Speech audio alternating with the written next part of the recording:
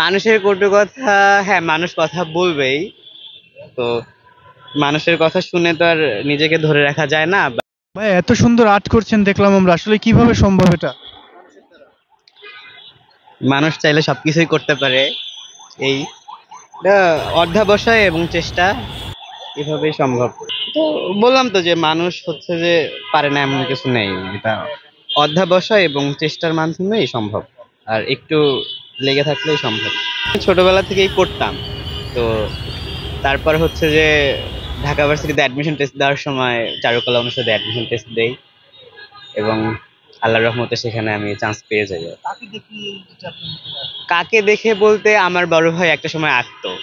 তো তাকে দেখে একটু ইন্সপায়ার হয়ে নিজে নিজে আঁকতাম, শিখতাম, নিজে নিজে এক্সপেরিমেন্টাল ওয়ার্ক করতে ভালো লাগতো তারপর থেকেই। এই যে এগুলো করছেন, এগুলো কি কখনো মানুষের কটু কথার সম্মুখীন হয়েছে? মানুষের কটু কথা, হ্যাঁ মানুষ কথা বলবেই। তো মানুষের কথা শুনে তো আর নিজেকে ধরে রাখা যায় না, বা নিজের কাছ থেকে তো আর সরে আসা যায় না। আর প্রথম পর্যায়ে যখন হয়তো আর্ট করতেন অতটা সুন্দর হতো না, তখন কি মানুষ ব্যঙ্গ করতো? তখন আমার বয়স কম ছিল। তো সেই সময় আমি কোনোদিন ব্যঙ্গ শিকার হইনি, সবসময় উৎসাহ পেয়েছি সবার কাছ থেকে। সবথেকে বেশি উৎসাহ কারা দিত? সব থেকে বেশি উৎসাহ হচ্ছে আপনার শিক্ষক আর ফ্যামিলির মেম্বার্স যারা থাকে তারাই উৎসাহ দিয়েছিলেন তারপর থেকেই। কেউ যদি বলে আপনাকে দেখ কোনো ব্যক্তির ছবি এঁকে দিতে, আপনি কি পারবেন? হ্যাঁ পারবো ইনশাল্লাহ। এটা কি কোনো প্রকার পারিশ্রমিক? আমি কমিশন ওয়ার্ক এখন পর্যন্ত করিনি আর কি। আমি প্রথম বর্ষ হিসেবে আমি এখনো কমিশন ওয়ার্ক শুরু করিনি। তো দেখা যাক। এগুলো করে কতটুকু মানুষের ভালোবাসা পেয়েছেন? মানুষের ভালোবাসা বলতে যারা শিল্পকে ভালোবাসে তারাই শিল্পীদেরকে ভালোবাসে। সেক্ষেত্রে হ্যাঁ অবশ্যই মানুষের ভালোবাসা পেয়েছি। আপনারা এসছেন, এরকম অনেকে এসে কথা বলে যায়, ভালো লাগে। ভবিষ্যতে কি মানে এগুলো নিয়ে কত দূর আগাতে চান আপনি? ভবিষ্যতে হচ্ছে আমি ভাস্কর্য বিভাগের শিক্ষার্থী। তো আমার ইচ্ছা আছে আমি জীবনে একজন ভাস্কর হয়ে উঠবো। এই এগুলো করে দেশ ও মানুষের কল্যাণে কি করতে চান? মূলত আমরা যা আশেপাশে দেখি সব জায়গায় শিল্প লুকিয়ে আছে, শিল্পীর ভাবটা লুকিয়ে আছে। যে কোনো বিল্ডিং, যে কোনো রাস্তা, যে কোনো জিনিস, একটা মোবাইল ফোনের মধ্যে একটা ডিজাইন লুকিয়ে থাকে।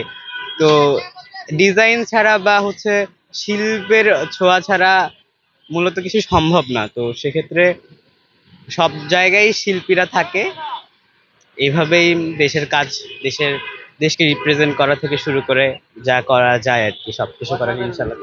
আপনার এই বয়সে দেখছি আমরা ভার্সিটির অনেক ক্যাম্পাসে আমাদের সামনে আশেপাশে অনেকেই গার্লফ্রেন্ড বয়ফ্রেন্ড নিয়ে ঘুরছে, সেই সময়টাতে আপনি আসলে এইটার মায়ায় পড়েছেন, আসলে এটার কারণটা কি? পার্সোনালি বলতে গেলে মানে মানুষের অভিসার বা হচ্ছে প্রেম ভালোবাসা দেখতে আমার ভালো লাগে। তো এটা আমি কাজ নিয়ে বসেছি, আমার কাজ আমাকে করতেই হবে।